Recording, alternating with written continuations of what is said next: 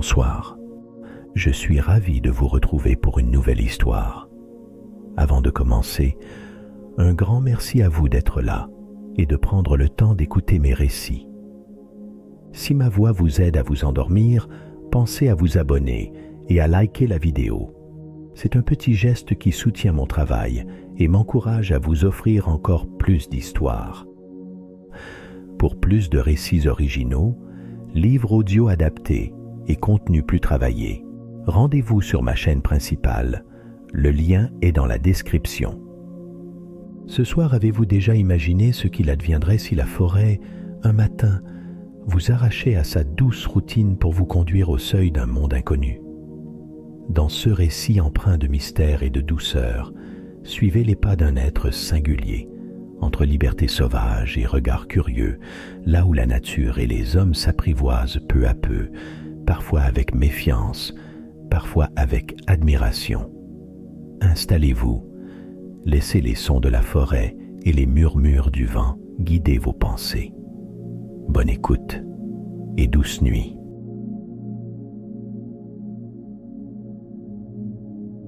La forêt baignait dans une lumière hésitante, celle qui précède l'aurore.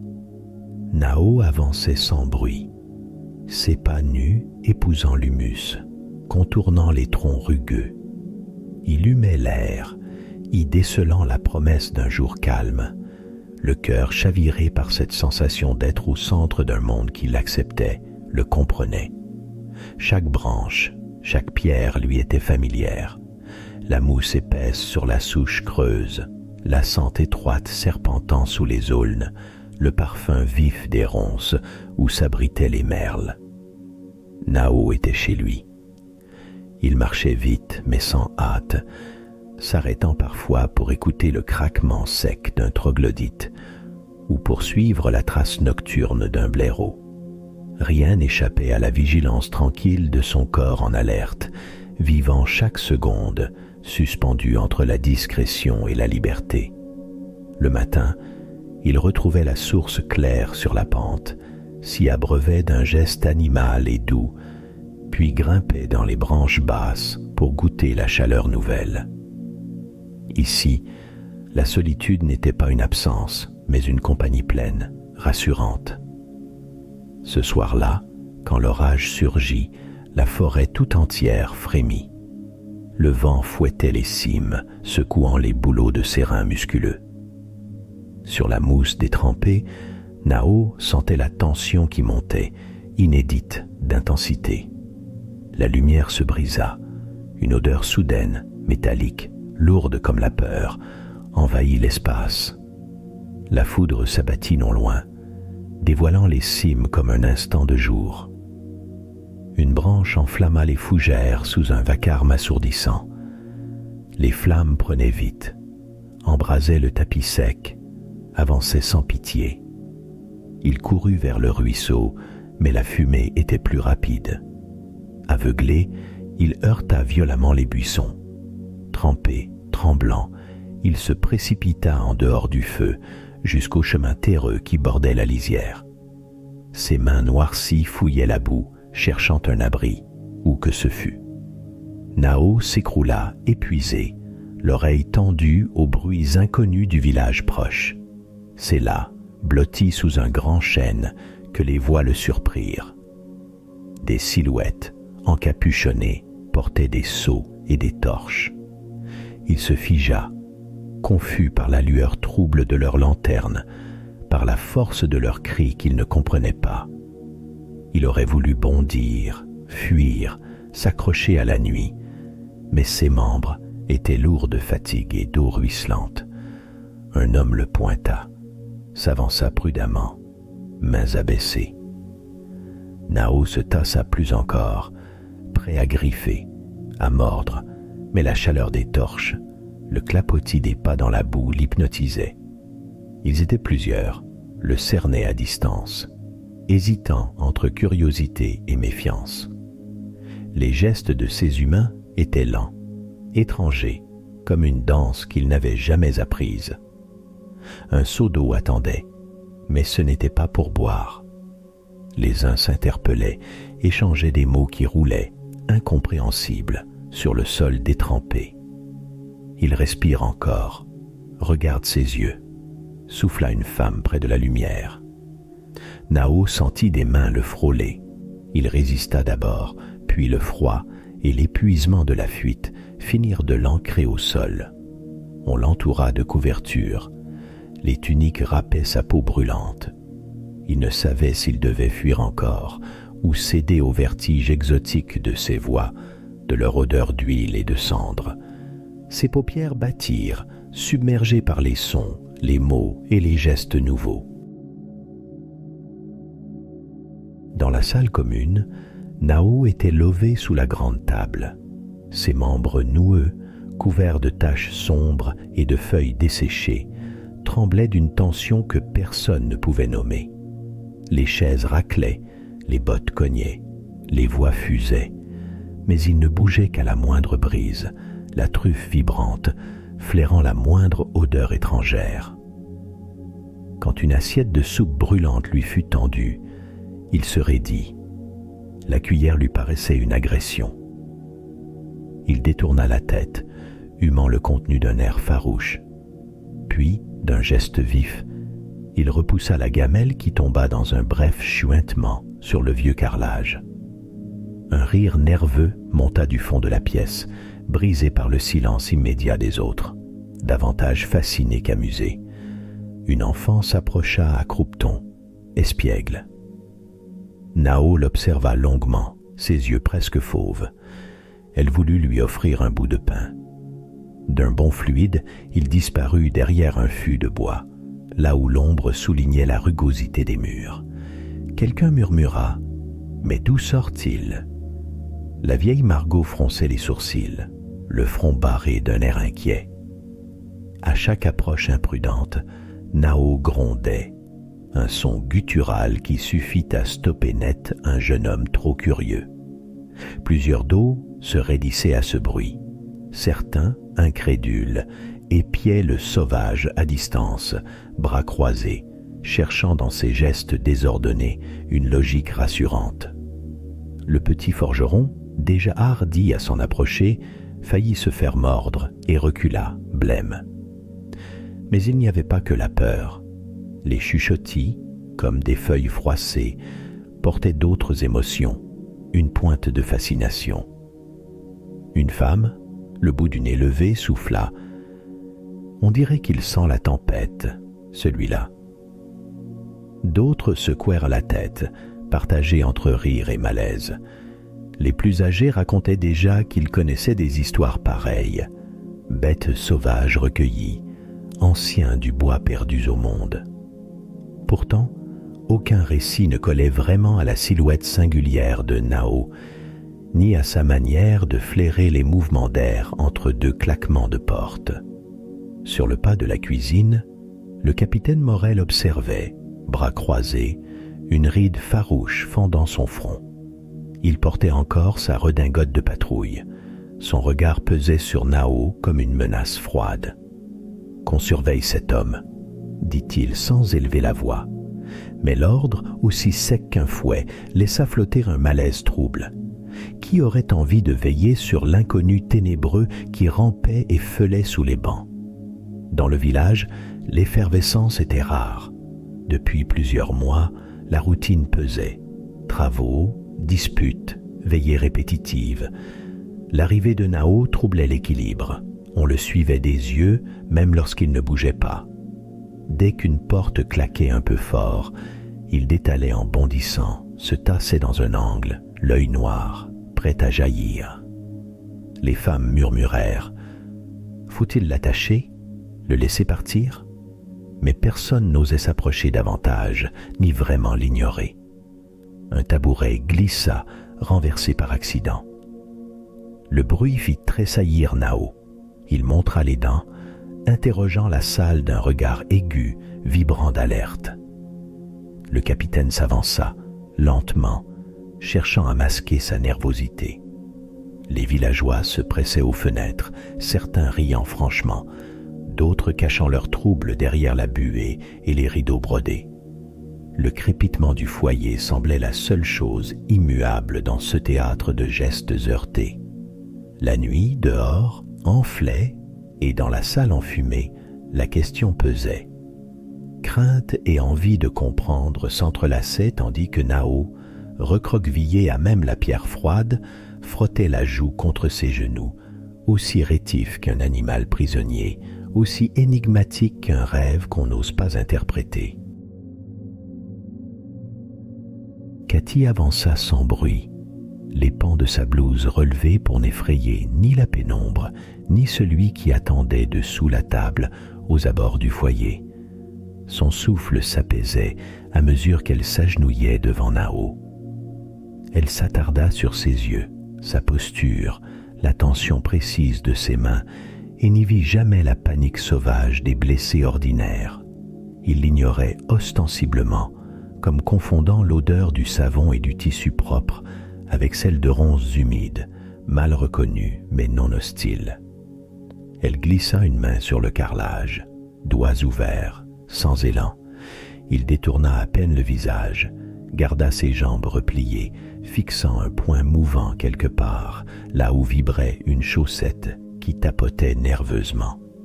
Cathy remarqua la finesse des muscles, des cicatrices anciennes sur ses avant-bras, la grâce empêchée de son dos voûté. Elle chuchota. « Tu n'es pas obligé de parler. » Pas un mouvement. Elle s'accorda le luxe du silence, qui lui avait, dans d'autres vies, offert quelques révélations. Après quelques longues minutes, elle approcha une carafe d'eau, lentement. Nao suivit le reflet translucide, son pouce contre la pierre, l'œil soudain plus calme. Cathy observa son geste brusque. Il semblait répondre non pas aux voix, mais à une topographie invisible.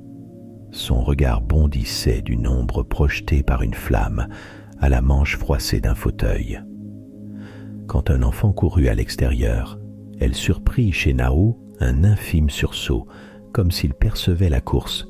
Non, toute la maison frémissait pour lui, à travers la surface et les odeurs, au moindre écho, à la plus légère vibration transmise par la pierre au repli de ses pieds nus. Elle se permit une question. « Est-ce que tu as mal quelque part ?»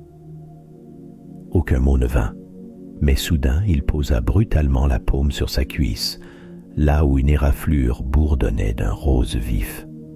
Cathy pencha le cou, chercha la crispation du front, une plainte, même infime. Rien. L'homme attendait, résolu, la mâchoire barrée d'une fermeté désarmante. C'était un choix aussi sauvage qu'intelligent. Il ne protégeait ni douleur, ni peur.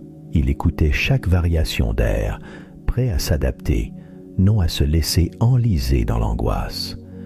Elle reconnut, dans cette absence de plainte, une résistance poétique, non la négation de la souffrance, mais une sorte d'accord tacite entre le corps et l'instant. Cathy écarta délicatement la main calleuse de Nao et d'un geste précautionneux, essuya la plaie avec de l'eau tiédie. Ces gestes, mesurés, furent d'abord ignorés, puis tolérés. Elle murmura « Tu ressens le sol, à ta façon. » Il fixa un instant ses yeux, une étincelle d'attention, puis un relâchement du front. Elle sentit qu'il entendait la pesanteur des humeurs, des tempêtes sous la peau. Alors elle abandonna mots et routines médicales. Elle décida de s'en remettre à la lenteur, de le laisser capter à travers leur silence, ce qui ne s'expliquait pas. Quand la porte grinça, Cathy remarqua que Nao, bien avant tout le monde, se raidit et que son oreille semblait suivre les colères passantes derrière le mur, aussi bien qu'elle décelait chez lui la faim, l'envie de fuite ou la lassitude. Elle adopta un ton plus doux, presque confidentiel. « Si tu veux, je reviendrai plus tard, quand il fera plus calme ici. » Un tressaillement d'épaules, pas vraiment un accord, mais une absence d'opposition flagrante. Cathy se promit d'essayer chaque jour d'approcher cette frontière, non dans l'espoir d'apprivoiser, mais de comprendre, certaine, à présent, que cette étrangeté cachait un savoir offert à qui saurait attendre. Une voix tonna sèchement dans le corridor. La chaise la plus proche heurta la table d'un coup sec. Lina pénétra dans la pièce à pas feutrés, un fruit mûr calé contre sa paume. Une odeur d'été, cassis, herbe verte, s'infiltra derrière elle, perturbant à peine l'atmosphère fermée, saturée d'attente silencieuse. Elle s'arrêta à l'angle de la table, là où, selon les ordres, elle n'était pas censée être. Son souffle, d'abord inquiet, s'apaisa lorsqu'elle vit Nao, recroquevillé près de la fenêtre, le regard perdu dans la lumière diffuse. Sans dire un mot, elle posa le fruit devant lui. Nao ne leva pas les yeux, mais son flanc frémit d'une curiosité dissimulée. Lina s'assit en tailleur à côté, la jupe éraflant à peine le plancher. Entre eux, la distance était retenue, l'interdit palpable dans le moindre battement de cils. Mais Lina avait appris la patience auprès des vents de l'enfance désobéissante. Elle resta là, simplement, jusqu'à ce que le fruit disparaisse, happé par la main de Nao dans un glissement furtif. Au fil des jours suivants, la discrétion devint leur langue commune. Lina trouvait toujours une excuse pour le rejoindre à l'aube, dans la cour arrière, où les superviseurs ne faisaient que passer. Un matin, Nao l'accueillit en tapotant la rambarde, puis, du menton, lui montra la gouttière. Il escalada souplement, s'arrêtant dans un déséquilibre fluide, suspendu à la branche la plus basse du sorbier. Lina hésita, son cœur tambourinant, puis suivit, accrochant ses ongles au métal froid. Elle vacilla, faillit glisser, mais Nao tendit un bras ferme. À mi-hauteur, un oiseau passa, chant étrange et heurté. Nao ferma les yeux, chuchota. « C'est le merle du jardin, écoute. » La main de Lina, tendue dans le vide, perçut soudain l'hésitation du vent, la façon dont la lumière se tordait autour des feuilles. Le monde, d'en haut, vibrait autrement, moins menaçant, presque amical. Ils continuèrent ainsi. Nao avançait, Lina suivait, mutique mais attentive. Il désignait la poussée d'une bourrasque avant qu'elle ne se lève, montrait où poser son pied pour que la branche ne rompe pas sous leur poids. « Vois les nervures » murmurait-il, « devine la direction. » Lina tenta, échoua, recommença. Peu à peu, elle comprit la langue muette de la courbe du vent et apprit la dissimulation légère de l'animal traqué. Parfois, Nao l'arrêtait net, son index vertical sur la bouche. Au loin, un djé poussait un cri court, suivi du frémissement d'une haie. « Ils préviennent », expliquait-il. Lina, tout à l'écoute, réalisait que la nature annonçait chaque présence, chaque vibration humaine ou animale. Ce savoir qu'elle n'aurait jamais osé appeler liberté venait à elle par touches patientes. Au crépuscule, Lina, salie mais radieuse, affirma à voix basse « Tu sais tout ce que j'ignore. » Nao la regarda de biais, yeux fendus d'un sourire à peine visible. La peur ancienne, celle d'être surprise, grondée, vue comme étrange, fléchie. Ensemble, ils arpentaient l'étrange territoire suspendu entre l'impatience du dehors et la promesse tranquille de la forêt retrouvée. Le lendemain, la rumeur courait au village. Au lever du jour, Nao avait escaladé le toit de l'ancienne école. Perché dans la lumière neuve, il scrutait l'horizon, immobile, surpris par la rumeur de voix en contrebas. Les enfants, attirés hors des classes, levaient le nez comme vers un oiseau maladroit. Les adultes survenaient, leurs gestes raides trahissant la gêne. Quelqu'un cria « Descends, c'est dangereux !» Mais Nao, absorbé par une hirondelle oscillant dans le vide, ne broncha pas. Quand il sauta, sans élan ni appel, un cri parcourut la place. Il toucha le sol dans un bruit mat, debout, étrangement indemne. Les enfants s'enfuirent, rieurs et fiévreux. Plus tard, sur la placette, il s'était approché d'un vieillard, tombé du banc, que tous hésitaient à relever. Nao fit jaillir son bras, souleva d'un mouvement trop vif, trop confiant, la silhouette osseuse. Le vieillard protesta, effrayé par la fermeté du geste, recula brusquement. Une femme s'exclama « Il va nous le briser !» Et d'autres hochèrent la tête, soulevant un murmure d'angoisse. Nao, presque penaud, s'effaça, faute de comprendre en quoi sa force pouvait blesser. À la nuit close, le trouble s'amplifiait. Morel, frontal, fit irruption dans la salle commune où Cathy et Lina tentaient d'apaiser les craintes. Ce n'est pas possible, il ne veut rien entendre. Il grimpe, il frappe, il bondit, il terrifie les enfants. On ne peut pas garder un homme si instable. La voix du capitaine vibrait d'une certitude nouvelle. Cathy, lasse, posa sa main sur la table. Nao ne fait qu'exister comme il sait. Ce sont nos peurs qui le rendent dangereux. Mais Morel, lèvres serrées, n'écoutait plus. Le village résonnait de peurs partagées. Un homme venu de la forêt, capable de songer comme les bêtes, c'était trop. Des groupes se formèrent dans l'ombre, évoquant des mesures, des règles, des châtiments. Tard, Lina glissa vers l'arrière-cour. Nao, allongé sur la terre fraîche, les yeux ouverts sur les étoiles flottantes, guettait le silence. Elle s'accroupit. « Ils vont venir, tu sais » murmura-t-elle. Un glissement dans l'herbe, presque une caresse. Nao se releva d'un bond, pencha l'oreille vers les bruits du village, la fête voisine, les lanternes, le frottement des bottes sur les pierres. Sans un mot, il recula dans la pénombre, puis disparut, souple, dans la lande. Lina ne tenta pas de le retenir, mais effleura sa trace d'un doigt, comme une promesse silencieuse. La nuit avança, coupante.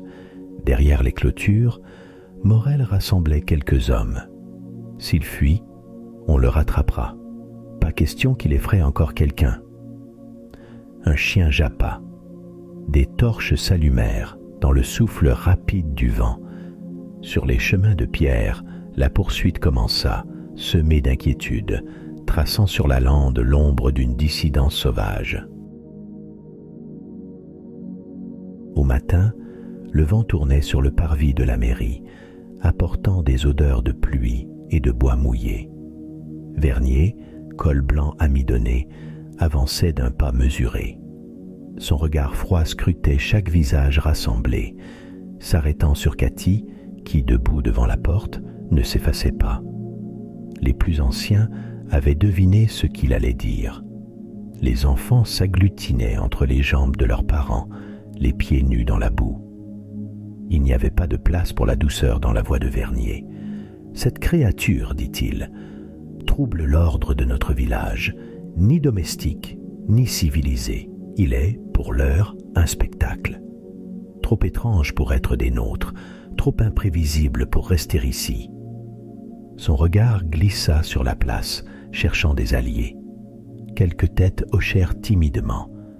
Le capitaine Morel, en retrait, gardait le silence. Vernier poursuivit, en martelant chaque mot. Un homme de science, en ville, saurait quoi faire, ou mieux, une enseigne foraine, quelque part, qui collectionne les phénomènes. Là, au moins, il serait encadré, utilisé ou protégé. Ici, c'est impossible. Le terme « utilisé » flotta, provoquant un frisson. Vernier mit cela sur le compte du bon sens. Cathy s'avança hors de l'ombre du porche. Sa petite silhouette droite, l'œil clair, coupa net la marée des doutes. Vous parlez de Nao comme d'une anomalie, Vernier. Mais regardez-le.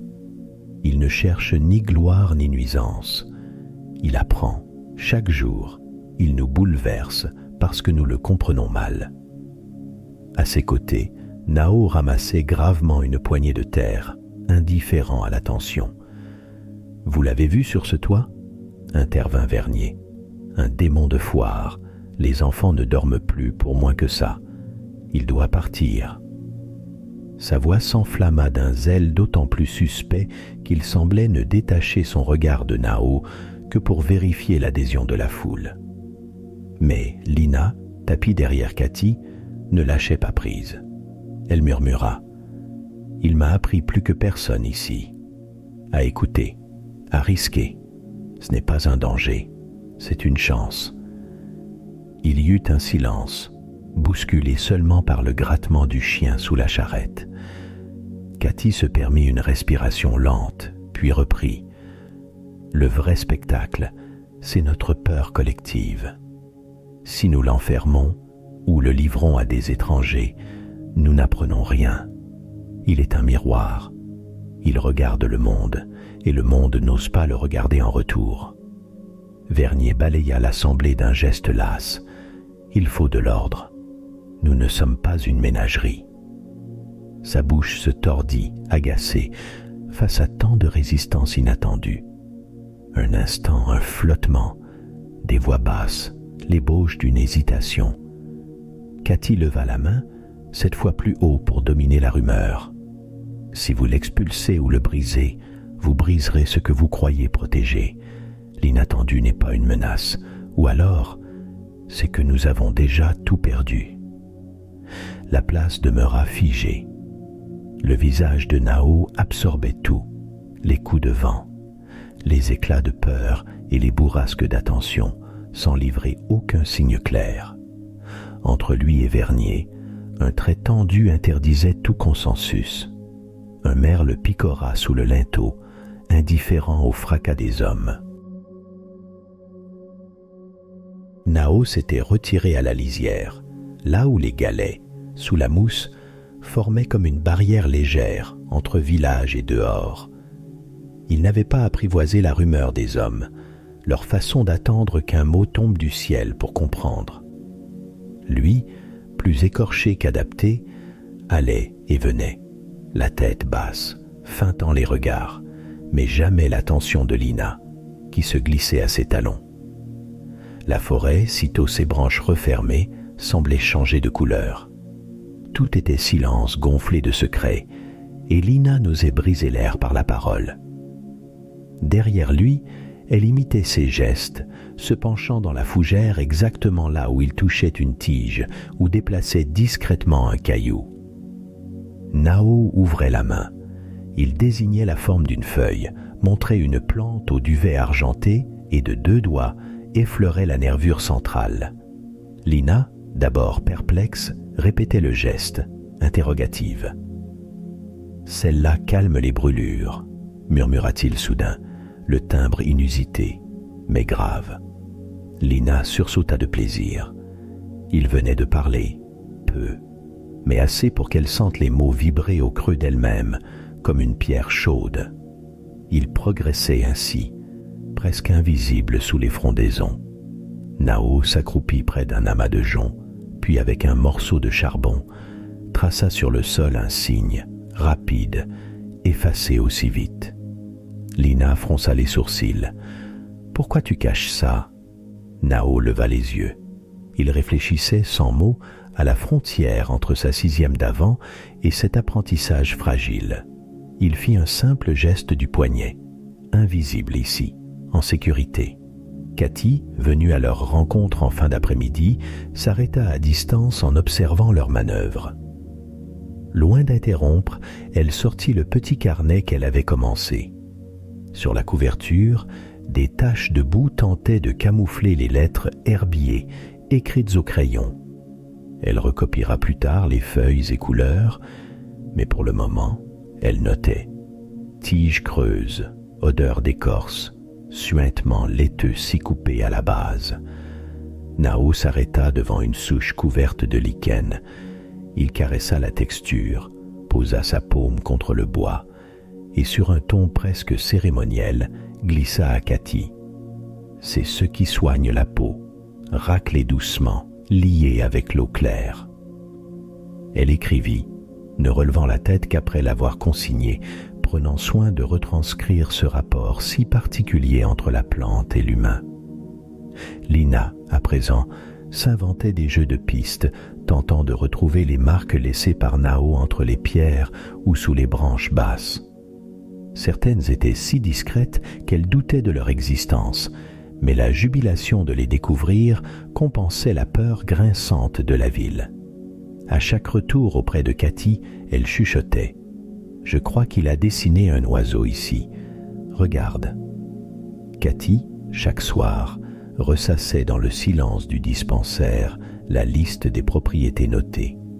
Nao ne parlait jamais longtemps, mais il reproduisait les gestes, l'art de préserver des traces qui ne livreraient leurs secrets qu'à ceux qu'il choisirait de guider. Elle s'attelait à un classement. Feuilles rondes, baies noires, sève âcre, galets déplacés, le tout sous l'œil parfois rieur de Lina, trop vive pour le ritualisme, assez insatiable pour n'en laisser perdre aucune miette. Le dehors, pour Nao, demeurait toujours plus sûr que la ville, même sous le regard de deux complices incomplètes, persuadés que, de ce savoir fragmenté, dépendait désormais davantage que leur quiétude. Lina dessinait dans la poussière les signes mystérieux pour s'entraîner à les deviner, parfois rejointe par Cathy, dont la main timide hésitait encore à frôler le territoire d'un autre monde.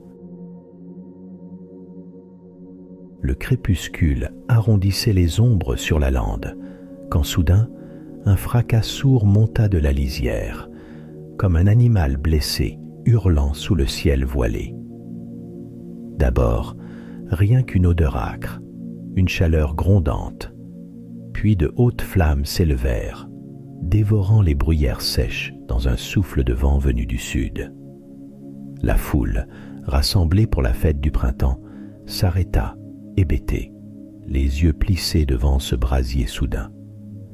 Les chevaux, attachés près des chariots, tirèrent violemment sur leurs longes, ruant, piaffant, les yeux roulants de panique. Un cri traversa la rumeur.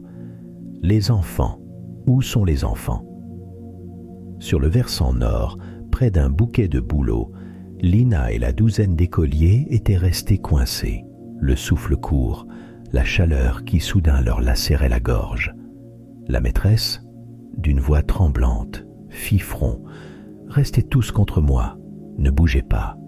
Lina, Lina, donne-moi ta main. » Mais Lina, plantée près d'un petit garçon en pleurs, vit le feu avancer comme une bête curieuse léchant l'humus des fossés. Au pied du vieux moulin, Vernier hurlait des ordres, formait une chaîne, prenait des seaux, vite. Mais trop de monde restait immobile. Des mères se battaient pour franchir la foule, les pères appelaient des noms. Les voix se perdaient dans le tumulte des sabots claquants, dans la respiration laborieuse des bêtes affolées. Un minuscule espoir perçait la tension. Où est Nao? Lui, il saura. Il connaît les chemins de traverse, même dans la brume. On agita des bras vers la forêt, n'obtenant que le roulement rauque du feu. Morel, bras étendus, essayait de calmer le désordre. Personne ne passe. Les parents reculés, la fumée s'épaissit. Lina serra si fort les bras du petit Paul qu'il en eut les jointures blanches. Le souffle court, elle ferma les yeux. Une bise tiède charriait des cendres, piquant sa peau. Un souffle d'étouffement, de peur brute, la secoua. Elle pensa à Nao, à ses pieds nus évoluant sur la mousse, à sa manière de flairer le passage d'un animal ou l'approche d'un orage. Dans la pénombre, elle crut voir danser l'ombre d'un cerf ou d'un homme. Très loin, un grésillement, puis les branches craquèrent, jetant des étincelles comme un essaim furieux. Cathy courait entre les groupes, appelant « Nao, Nao, tu m'entends ?» Sa voix se heurtait à l'incertitude. Au détour d'un buisson, Vernier l'attrapa par l'épaule. « Restez là, c'est la folie d'aller vers ce brasier. Personne ne sait où mènent les sentiers, le vent a changé. » Mais elle se dégagea, la rage mêlée à la panique raspant sa gorge. « Il n'est pas n'importe qui. Il va les retrouver, moi je vous le dis. » près du vieux pont de pierre, on guettait, tendu. Des hommes fortifiaient les abords, croyaient apercevoir une silhouette. Mais ce n'était qu'une souche calcinée, une ombre de buse. D'un recoin jaillit un hennissement aigu. Un cheval, la crinière enflammée, s'échappa et fila droit sur les barrières, renversant un abreuvoir.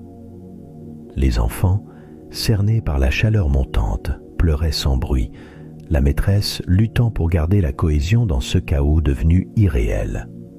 La fumée, d'un gris étouffant, ondulait entre les arbres. Lina, obstinée, se déplaça imperceptiblement, cherchant du regard un signal, un indice. Au loin, une silhouette fine s'approcha, rasante, effaçant les ronces sur son passage.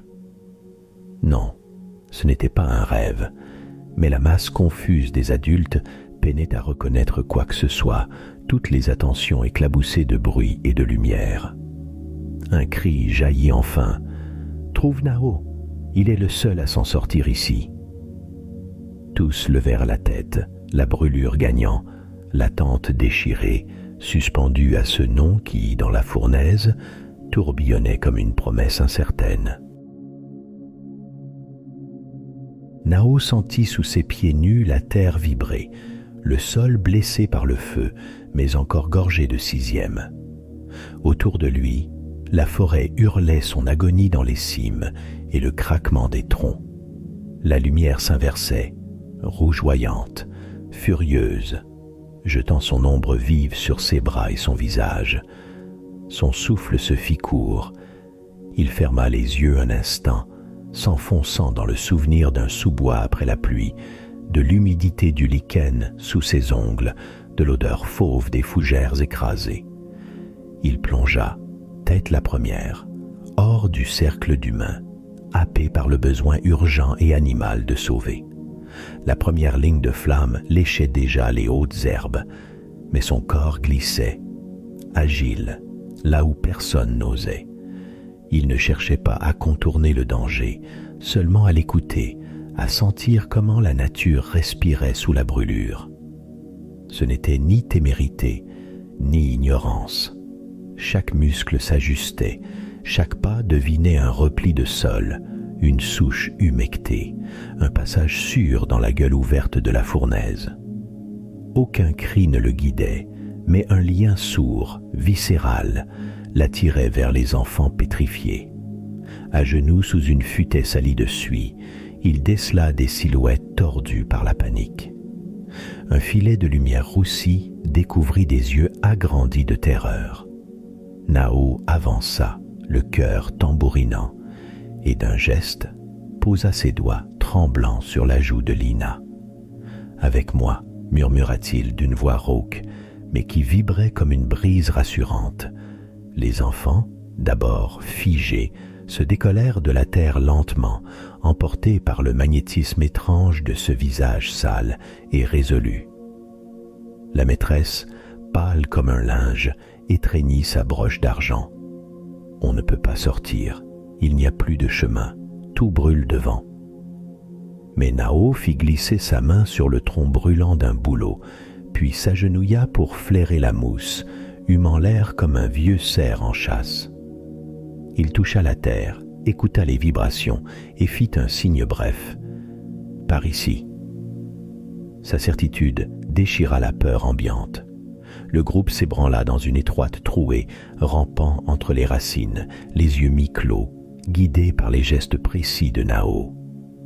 Il effaçait les branches, creusait la cendre du pied, trouvait même, sous une fougère à demi brûlée, un sentier si discret qu'aucun œil humain n'aurait pu le deviner. Le feu grognait autour, mais la brise oscillait dans leur sillage, comme si la nature, l'espace d'un instant, leur laissait passage. Lina tenait Paul contre elle et lançait parfois un regard derrière, vérifiant que chaque enfant suivait, muet, possédé à la fois par la crainte et la fascination. Dans l'épaisseur de l'air noirci, ils avançaient, presque en silence. Nao, effleurant les troncs, guida, rassura, poussa d'une caresse nerveuse les plus jeunes, leur murmurant à voix basse « Écoutez, pas le feu. Écoutez la forêt, suivez sa voix. » Soudain, une éclaircie, un souffle d'air frais. La lumière d'un soir tourmenté jaillit entre deux rocs, révélant la prairie intacte. Tous basculèrent hors du brasier, chancelant mais indemnes. La foule, de l'autre côté du champ, tressaillit d'un mouvement unique. Toute la vallée retint son souffle, puis un vent de stupeur et de clameur monta en un seul corps. On reconnaissait les silhouettes, les bras levés, le miracle inattendu. Lina, la maîtresse, les enfants, et derrière eux Nao, silhouette vacillante, étrangement calme sous le ciel rougi. Les pleurs éclatèrent, les cris couvrirent le mugissement du feu. Des hommes se précipitèrent, des femmes tombèrent à genoux. Un silence immense s'installa autour de Nao, où nul n'osait s'approcher, comme si quelque chose d'ancien venait de traverser le feu, ramenant la 6e derrière lui. Debout sur le seuil où l'or du soir effleurait la suie de ses bras, Nao sentit chaque battement de cœur résonner dans le champ. Autour de lui, le silence s'épanchait goutte à goutte sur la prairie, percé seulement par les larmes de joie, le souffle haché des enfants blottis au creux des adultes. Lina serrait fort la main du petit Paul, la maîtresse vacillait, une mèche grise collée à la tempe, mais toutes deux cherchaient du regard la silhouette de celui qui les avait guidées hors du brasier. Un instant, Nao ne trouva plus ses gestes. Le tumulte humain oscillait à distance. Certains reculaient dans la stupeur, d'autres avançaient, timides, poussés par le désir éperdu de toucher, d'étreindre. Mais c'est Cathy, bouleversée, qui fendit la barrière d'hésitation. Elle s'agenouilla à ses côtés, le front contre son épaule, sans un mot. Il sentit trembler sa main sur la sienne. C'était une chaleur simple, sans attente ni jugement, toute tissée de gratitude. Les enfants s'avancèrent alors, mains sales et joues striées, pour le remercier chacun d'un geste. Certains lui offrirent une brindille, d'autres simplement un sourire. Lina tendit une perle de résine mouchetée de cendre, déposant le présent dans la paume creusée de Nao. Il l'observa quelques secondes, puis la lui rendit, douce, comme pour signifier que la forêt et ses secrets n'appartenaient à personne, qu'il ne faisait que les traverser. À la lisière du pré, Vernier et Morel, vaincus ou émus, ne trouvèrent rien à dire. Vernier détourna les yeux, comme aveuglé par la simplicité de la scène. Morel, le menton dur mais le regard flottant, s'inclina d'un hochement de tête presque imperceptible. Dans l'air s'élevait maintenant le chant des grillons, inhabituellement vif après la tempête, comme si la terre remerciait, elle aussi. La foule osa enfin bouger. Des familles se rassemblaient autour de leurs enfants retrouvés, certains touchant sans le vouloir l'épaule de Nao au passage. Il accepta ce contact inconnu, ce frisson d'humanité partagée, comme un nouveau langage apprivoisé. Il sentit pour la première fois la distance se dissoudre. Il n'était plus simplement l'étrange, l'étranger, mais celui qui avait écouté la forêt quand nul ne savait l'entendre. La nuit montait, souple et paisible. Les fumées s'effilaient sur l'horizon, effaçant la peur dans la lumière indigo du ciel. Nao leva le visage, huma l'air, s'imprégna du parfum âpre de la terre et du souffle salé des humains. Il devina que, peut-être, rien ne serait plus comme avant, pour eux comme pour lui. Dans un silence dense, Lina s'approcha, glissant sa main dans la sienne.